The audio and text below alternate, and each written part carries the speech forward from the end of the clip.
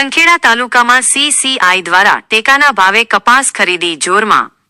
સંખેડા તાલુકામાં કપાસ ઉત્પાદક ખેડૂતો માટે રાહતરૂપ બની રહે તેવી રીતે સેન્ટ્રલ કોટન ઇન્ડિયા સીસીઆઈ દ્વારા ટેકાના ભાવે કપાસની ખરીદી જોરશોરથી ચાલી રહી છે।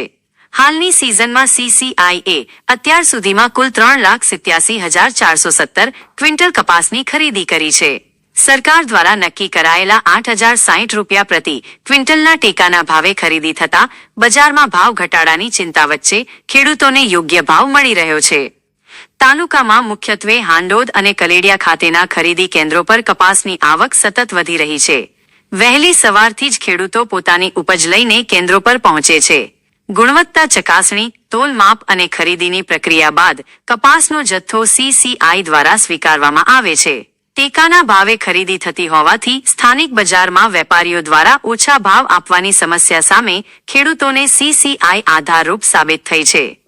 જો કે બીજી તરફ રજીસ્ટ્રેશન અને સ્લોટ બુકિંગ સંબંધિત સમસ્યાઓ હજી પણ ખેડૂતોને સતાવી રહી છે। અનેક ખેડૂતોને સમયસર સ્લોટ ન મળતા કેન્દ્રો પર લાંબી રાહ જોવાની ફરજ પડે છે।